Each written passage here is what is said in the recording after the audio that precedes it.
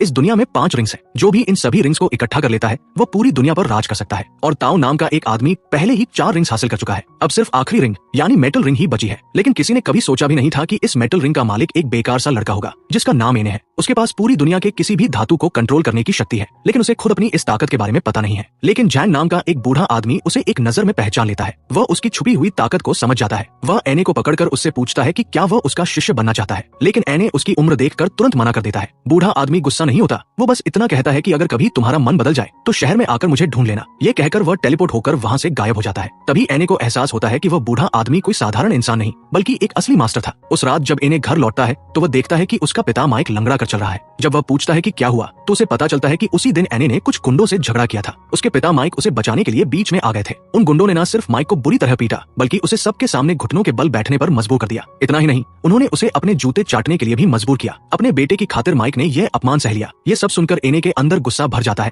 और वो तुरंत बदला लेना चाहता है, लेकिन उसे डर होता है कि कहीं फिर से उसके पिता को नुकसान न हो जाए। इसलिए वो फैसला करता है कि वह पहले ताकतवर बनेगा और फिर वापस आकर बदला लेगा। वो तुरंत अकेले ही शहर की ओर निकल पड़ता है उस बूढ़े आदमी को ढूंढने के लिए। उधर बूढ़े आदमी को पहले से ही पता होता है कि एने आएगा। जैसे ही एने वहाँ पहुँचता है, बूढ़ा उसे पकड़कर एक पल में एक भव्य हॉल में टेलीपोर्ट कर देता है। फिर वह जानबूझकर उसका खंजर छीन लेता है। वह ये परखना चाहता है कि एने वही इंसान है या नहीं जिसकी उसे तलाश थी। वो खंजर को हवा में उछाल देता है। एने उसके पीछे दौड़ता है और हाथ बढ़ाकर उसे अपने मन से कंट्रोल करने की कोशिश करता है। तभी अचानक वो खंजर उड़कर वापस उसके हाथ में आ जाता है। ये देखकर बूढ़ा आदमी पूरी तरह यकीन कर लेता है कि उसे वही व्यक्ति मिल गया है जिसका वो इंतजार कर रहा था। एने उसके सामने घुटनों पर गिर जाता है और उसे अपना गुरु मान लेता है। इसके बाद बूढ़ा उसे धातु को कंट्रोल करना सिखाने लगता है। अपनी प्राकृतिक प्रतिभा के कारण एने बहुत जल्दी इस कला में निपुण हो जाता है। फिर बूढ़ा उसे मेटल रिंग बुलाकर दिखाता है जो कि 5 एलिमेंटल रिंग्स में से एक है। वह एने से कहता है कि इसे ध्यान से सुरक्षित रखना। जैसे ही वह ये कहता है, वो मेटल रिंग अपने आप उड़कर एने की उंगली में आकर पहन जाती है और अब एने उस शक्तिशाली रिंग का नया उत्तराधिकारी बन जाता है और उसे हर हाल में इसकी रक्षा करनी होती है। जैंग उसे ताओ के बारे में भी बताता है जिसने पहले ही 4 रिंग्स हासिल कर ली है और अब वो 5वीं रिंग भी पाकर पूरी दुनिया पर राज करना चाहता है और मानवता को नष्ट करना चाहता है। ये सुनकर एने इस जिम्मेदारी को लेने से मना कर देता है और रिंग वापस करने की कोशिश करता है क्योंकि उसे लगता है कि वह ताओ जैसे शक्तिशाली मार्शल आर्ट मास्टर का सामना नहीं कर सकता। लेकिन जैंग उसे समझाता है कि इस रिंग की रक्षा करना उसका कर्तव्य है क्योंकि वही वह इंसान है जिसके पास धातु तत्व को नियंत्रित करने की आध्यात्मिक शक्ति है और वही इस रिंग की असली ताकत का इस्तेमाल कर सकता है। दूसरी तरफ हम शाइफोंग नाम के एक आदमी को देखते हैं जो 3 लड़कियों का डांस देख रहा होता है और उसका आनंद ले रहा होता है। लेकिन कुछ ही देर बाद उसे वहाँ कुछ अजीब महसूस होने लगता है। अचानक उन लड़कियों में से एक उस पर हमला करने की कोशिश करती है। उनका मकसद उसे फंसाना था क्योंकि शाइफोंग एक फायर मास्टर था और उन लड़कियों को उनके मास्टर ने उसका फायर रिंग छीनने के लिए भेजा था। इसके कारण उनके बीच एक जबरदस्त लड़ाई शुरू हो जाती है, लेकिन वे लड़कियां शाइफोंग की ताकत के सामने टिक नहीं पाती और रिंग हासिल करने में असफल रहती है। इसके बाद शाइफोंग अपनी रिंग का इस्तेमाल करके एक जादुई पोर्टल खोलता है जिससे एक आग का राक्षस बाहर आता है। जैसे ही वह राक्षस उन लड़कियों पर हमला करने वाला होता है तभी ताओ वहाँ पहुँच जाता है और आसानी से उस हमले को रोक देता है। वही उन लड़कियों का मास्टर था और उसी ने उन्हें रिंग लाने के लिए भेजा था। ताओ इतना शक्तिशाली होता है कि वह उस विशाल राक्षस को भी आसानी से हरा देता है। फिर एक ही वार में वह शाइफोंग को मार देता है और उसका फायर रिंग अपने पास ले लेता है। तब ये खुलासा होता है कि ताओ 5 एलिमेंटल रिंग्स को खोज रहा था जिनमें से अब उसके पास 4 आ चुकी है। केवल गोल्डन थंब रिंग ही बाकी थी जिसकी लोकेशन उसे अभी तक नहीं पता थी। ताओ उस रिंग को पाने के लिए बेहद उत्साहित था क्योंकि उससे वो पूरी दुनिया पर राज कर सकता था। इसलिए वो अपनी एक महिला योद्धा युगजी को आदेश देता है कि वो उस रिंग को ढूंढकर उसके पास लाए। कुछ समय बाद 3 महिला योद्धाएं एने के पास पहुंचती हैं। उनका मकसद उसके पास मौजूद गोल्डन थंब रिंग को हासिल करना होता है। तुरंत ही लड़ाई शुरू हो जाती है। 2 योद्धाएं जैंग से लड़ती है, लेकिन उन्हें बहुत कठिनाई का सामना करना पड़ता है क्योंकि जैंग बहुत ही कुशल योद्धा होता है। दूसरी तरफ जो योद्धा एने से लड़ रही होती है वो उसे पकड़ लेती है, लेकिन तभी उसकी नजर जैंग की कलाई पर पड़ती है और वो एक पल के लिए विचलित हो जाती है। उसी मौके का फायदा उठाकर दूसरी महिला योद्धा उस पर जोरदार हमला कर देती है और उसे नीचे गिरा देती है। तब ये पता चलता है कि बाकी 2 योद्धाएं उससे जलती हैं क्योंकि उनका मास्टर उस पर ज्यादा भरोसा करता है और उनकी ताकत को कम आंकता है। जब वह नीचे गिरती है तो उनमें से एक एने पर हमला करके उसे ऊपर से नीचे फेंक देती है, लेकिन तभी वह घायल योद्धा अपनी टेलीपोर्टेशन शक्ति का इस्तेमाल करके एने को बचा लेती है। हालांकि सुरक्षित निकलने से पहले ही दूसरी योद्धा उस पर जादुई हमला कर देती है और उसे घायल कर देती है। इसके बावजूद जमीन पर गिरने से पहले वो खुद को और एने को टेलीपोर्ट करके किसी और जगह ले जाती है। जब एने देखता है कि उसने उसे बचाने के लिए खुद को घायल कर लिया तो वो उसका इलाज करने का फैसला करता है। अगले सीन में जब वो होश में आती है तो उसे पता चलता है कि वो अपने घर पर है। जैसे ही वो बाहर आती है वो देखती है कि एने गोल्डन रिंग की शक्ति का इस्तेमाल करते हुए अपने आध्यात्मिक कौशल का अभ्यास कर रहा है। यह देखकर वह उसके पास जाती है और उसे चेतावनी देती है कि सामने तालाब में लगे फूलों को नुकसान न पहुंचे।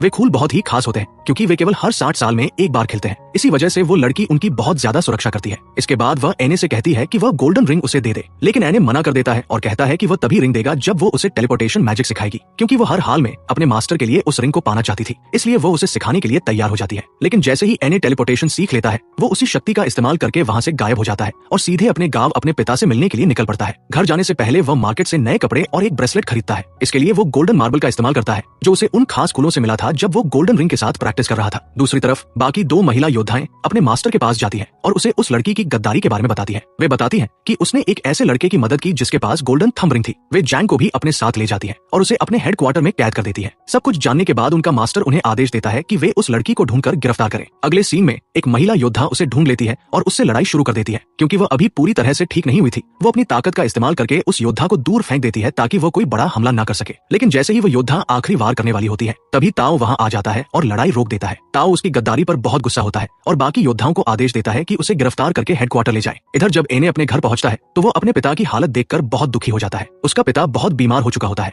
अजू उसे बताती है कि जिस दिन एने उसे छोड़कर गया था, उसी दिन से उसके पिता की तबीयत खराब है। ये सुनकर एने को और भी बुरा लगता है। वो तुरंत अपने असिस्टेंट को आदेश देता है कि वह सबसे अच्छे वैद्य को ढूंढकर लाए। वो कहता है कि अब उसके पास बहुत सारे गोल्डन मार्बल है, इसलिए वो किसी भी कीमत पर अपने पिता का इलाज कराना चाहता है। वो अजू को भी कुछ गोल्डन मार्बल देता है ताकि उसे अब संतरे बेचकर मेहनत न करनी पड़े। लेकिन अजू उसका ये तोहफा ठुकरा देती है और उसे याद दिलाती है कि इस दुनिया में सबसे महत्वपूर्ण चीज पैसे नहीं बल्कि प्यार और दयालुता है। इसके बाद दोनों महिला योद्धाएं एने का ठिकाना ढूंढ लेती है। वे वहां पहुंचती है और जैसे ही अजू और एने का असिस्टेंट घर से बाहर निकल रहे होते हैं, उन पर हमला कर देती है। वे दोनों को बंधक बना लेती है ताकि एने को मजबूर किया जा सके कि वो गोल्डन थंब रिंग उन्हें दे दे। लेकिन एने मना कर देता है क्योंकि उसने जैंग से वादा किया होता है कि वो इस रिंग की रक्षा करेगा। ये सुनकर एक महिला योद्धा अजू को मारने की कोशिश करती है, लेकिन तभी अचानक अनगिनत धातु के टुकड़े हवा में उड़ते हुए उनकी तरफ आते हैं और जोरदार हमला करते हैं, जिससे एक महिला योद्धा वहीं मारी जाती है। तब पता चलता है कि उन धातु के टुकड़ों को एने के पिता कंट्रोल कर रहे हैं, जिनके पास भी अपने बेटे की तरह धातु को नियंत्रित करने की शक्ति होती है। इसके बाद वह दूसरी महिला योद्धा पर भी हमला करते हैं और उसे बहुत दूर फेंक देते हैं। उसी समय ताओ भी वहां पहुंच जाता है और एने के सामने ही अपनी ताकत का इस्तेमाल करके उसके पिता, उसके असिस्टेंट और अजू को मार देता है। दूसरी तरफ जैंग को एहसास होता है कि एने खतरे में है। वह जी से कहता है कि वह उसकी मदद करे ताकि वे ताओ द्वारा लगाए गए बंधनों से आजाद हो सके।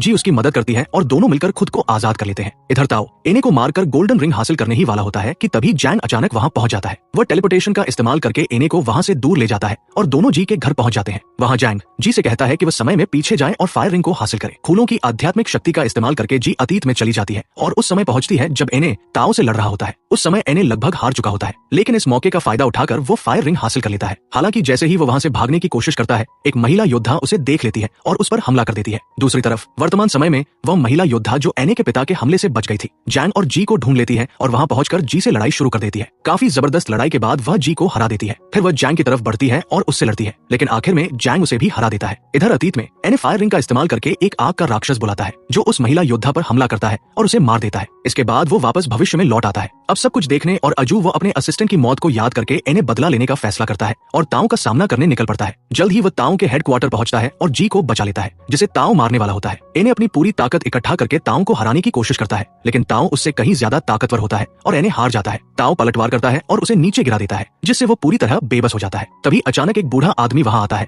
और एने की मदद करने लगता है। दोनों मिलकर अपनी शक्तियों को जोड़ते हैं और एक अंतिम हमला करते हैं, जिससे वे आखिरकार ताओ को हरा देते हैं। कहानी के आखिरी सीन में एने उस बूढ़े आदमी का धन्यवाद करता है कि उसने उसकी जान बचाई, लेकिन वह तब चौंक जाता है जब उसे पता चलता है कि वह बूढ़ा आदमी दरअसल उसका भविष्य वाला रूप है। ये सच्चाई सामने आने के बाद इन्हें सभी पांचों रिंग्स उसे सौंप देता है ताकि कोई भी उनकी शक्तियों का गलत इस्तेमाल न कर सके। आखिर में वह जी को प्रपोज करता है और इसी के साथ कहानी खत्म हो जाती है।